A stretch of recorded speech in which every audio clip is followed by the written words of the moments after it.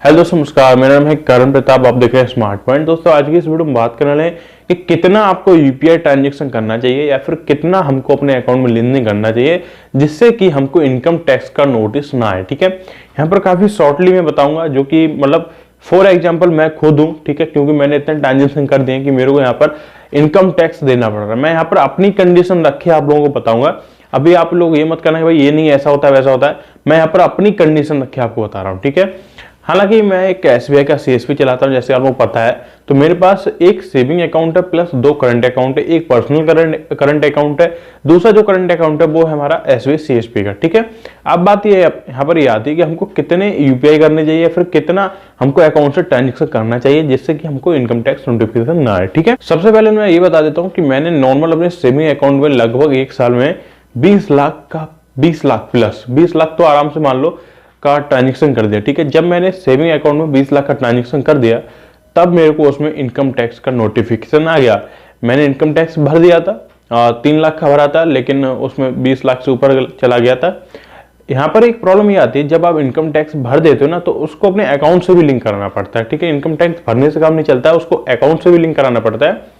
तो यहाँ पर इनकम टैक्स जो है मैक्सिमम 2 साल का आप इनकम टैक्स भर दियो उसके बाद ही अकाउंट में लिंक करा सकते हो। अगर 2 साल का नहीं भरा है तो उससे पहले जो है आपके अकाउंट में लिंक नहीं हुआ। ठीक है, नॉर्मल यहाँ पर जो आप सेविंग अकाउंट में भाई 10 से 20 लाख तक का ट्रांजेक्शन कर सकते हो, उसके बाद आपके यहाँ पर टैक्स कटने लगेगा। ठीक है, यहाँ पर मैंने लगभग 1 लाख रुपए पे 2% लग गया था, 2200 रुपए लग गया था मेरे पे।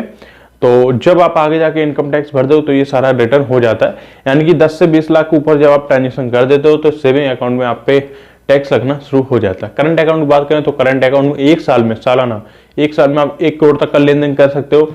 वो भी आप करंट अकाउंट अगर पर्सनल खुलाते हो अपने किसी फर्म के नाम पे या फिर किसी आप कोई व्यापार कर रहे हो उसके नाम पे खुलाते हो तब 1 करोड़ का ट्रांजेक्शन कर सकते हो। एंड अगर पर्सनल है तो पर्सनल में भी 20 लाख के ऊपर आपको टैक्स देना पड़ेगा। अब जैसे मैंने बताया मेरे पास 3 अकाउंट है, एक है एसबीआई सीएसपी का। तो मेरा जो एसबीआई सीएसपी का अकाउंट है उसमें मेरे को कोई भी टैक्स नहीं देना पड़ता है, क्योंकि उसमें एसबीआई सीएसपी के ट्रांजेक्शन होते हैं। तो वह उसमें टैक्स इसी वजह से मेरे को नहीं देना पड़ता, क्योंकि वहां पर दिख रहा है कि मैं एसबीआई सीएसपी कर रहा हूँ। तो नॉर्मल मैं बात कर रहा था भाई अब यूपीआई कितनी करें। यूपीआई की सर बात ऐसी है, अगर आप 5 लाख से ऊपर की यूपीआई कर देते तो आपको टैक्स देना पड़ेगा। लेकिन आप ऑनलाइन कोई भी रुपए डालते हो निकालते हो यूपीआई ट्रांजेक्शन करते हो तो उसमें आप इजीली कर सकते हो, कोई भी टैक्स नहीं लग रहा है। लेकिन आप जब बैंक से निकालने के लिए जाओगे ना तब आपको टैक्स देना पड़ेगा।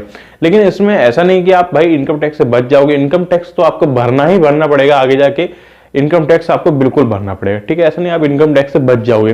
तो यूपीआई तो आप विदाउट किसी प्रॉब्लम कर सकते हो, लेकिन वो भी 5 लाख से ऊपर नहीं कर सकते हो। एक छोटी सी जानकारी आप लोग कैसे लगी मेरे को कमेंट सेक्शन में जरूर बताना। मैं मिलता आप लोगों से दूसरी वीडियो में, तब तक take care and thanks for watching.